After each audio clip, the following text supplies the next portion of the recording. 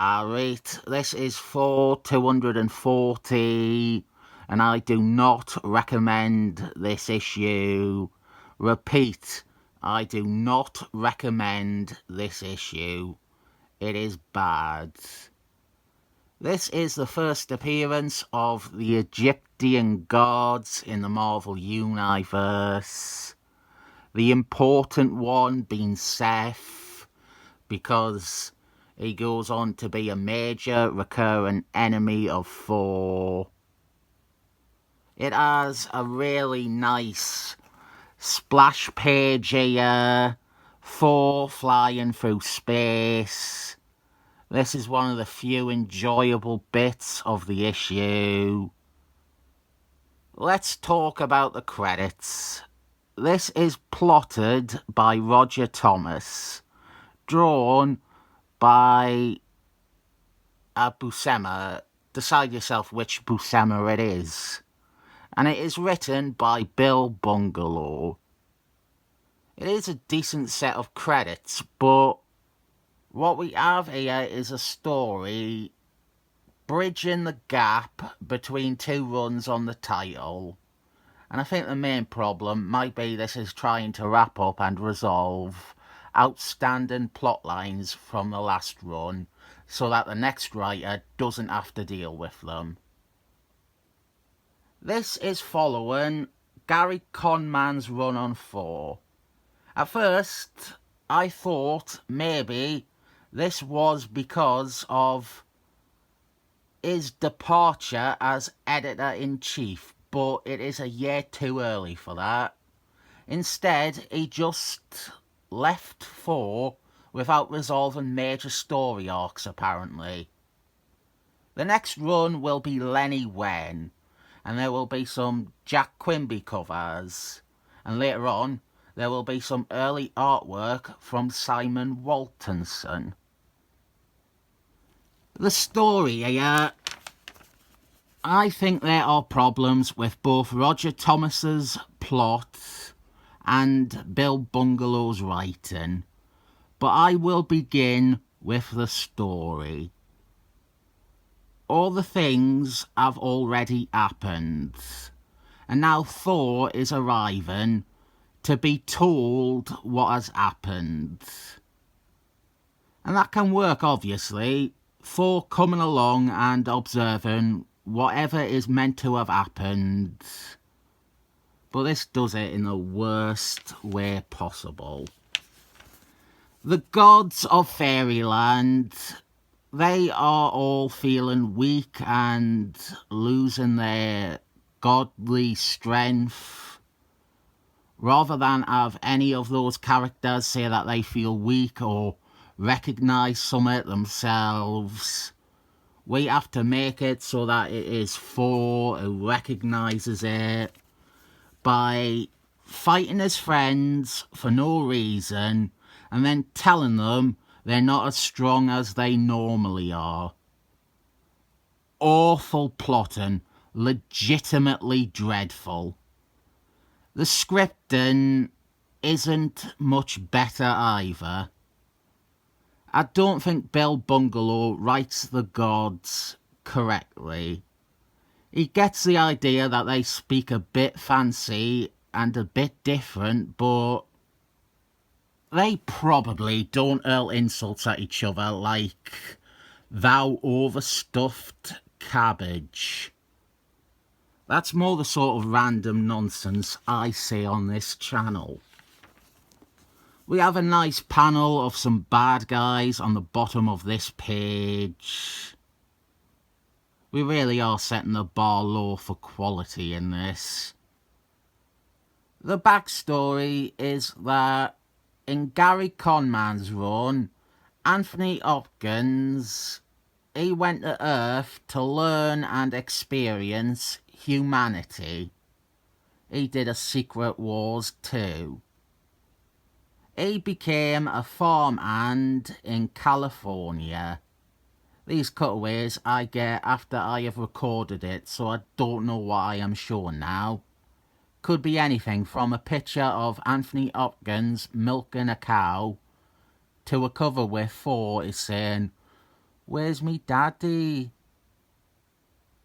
What happened, though, is without their lord, all the gods started to be less powerful. So Thor, he goes to the Well of Wisdom to find out where his dad is. And in California, a pyramid erupts out of the ground, which would be great imagery to focus on. But like with the gods getting weaker, that happened off panel, and now Thor observes it after it has happened. Anthony Hopkins went to the pyramid for some reason. He was in a trance and he walked in. And now we get some backstory about the gods of Egypt. Osiris, Isis, Horus, and Seth. This is their first appearances in a Marvel comic, but since they are based on deities of ancient myth, Seth is the only one I would point to as a comic character.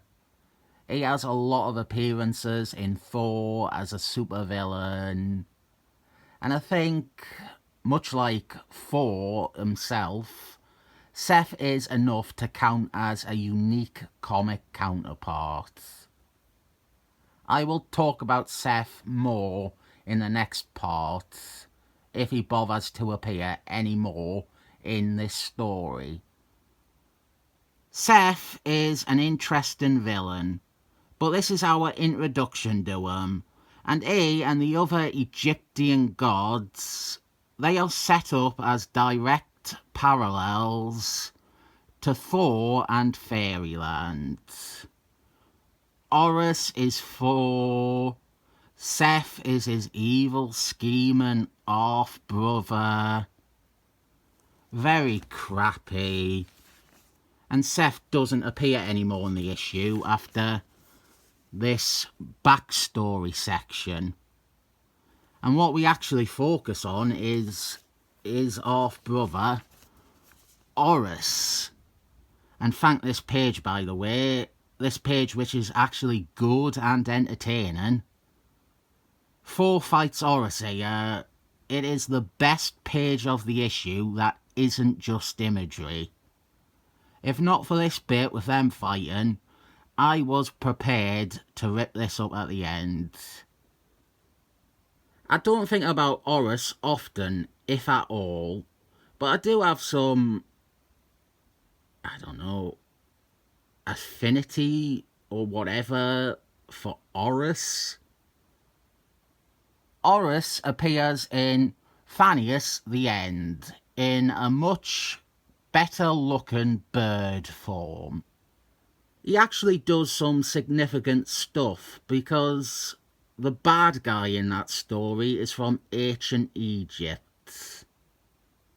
But because of that, Horus is firmly planted in my mind as existing in the Marvel Universe. I think that is a problem with a lot of the pantheons besides Thor and Hercules Man. In the Marvel Universe, they all seem far less present or notable by comparison. Horus is also in that Thor issue about the god that lives inside the sun. I'll review it one of these days, I swear. Other than this brief fight though, terrible issue this one. The ending hook is that they have transformed or convinced or brainwashed Anthony Hopkins into thinking he is actually the lord of the Egyptian gods. Seth isn't there. I don't know if we will actually see Thor fights Seth for the first time this story. This issue is so disappointingly boring and shit. This is all badly plotted setup, badly scripted. I should know better than to say this, but I hope part 2 isn't like this. Always good when I have to record an entire section of video afterwards. I went looking for cutaways, and it has made me hate this issue even more. As I've said, actually even said it in the video, I do all the cutaways after.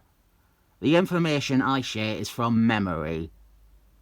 I don't like looking for cutaways beforehand because it sort of spoils the fun of trying to remember something and showing off my autistic retention.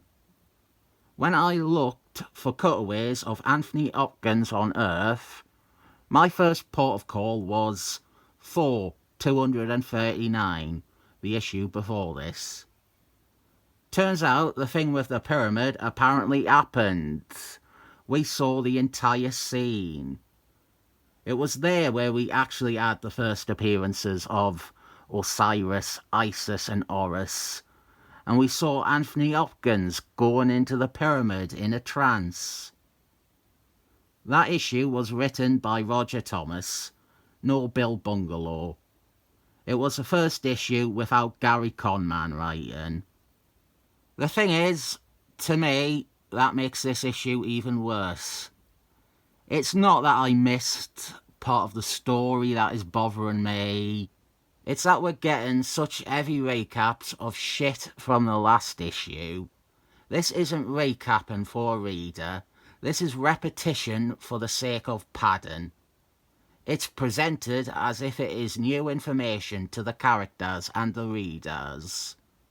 You don't need full pages to explain the thing with Anthony Hopkins and the pyramids. This is a waste of time. This is absolute padding. And as such, that is the final straw for me.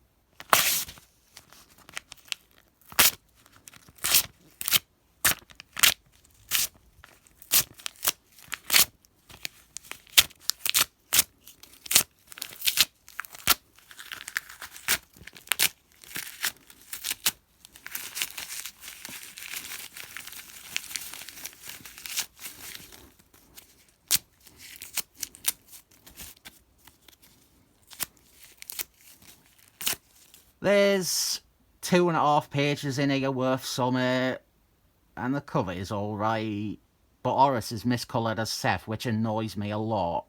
So I'm not even giving it 7 thumbs up, and I'll instead give it only 7 thumbs up.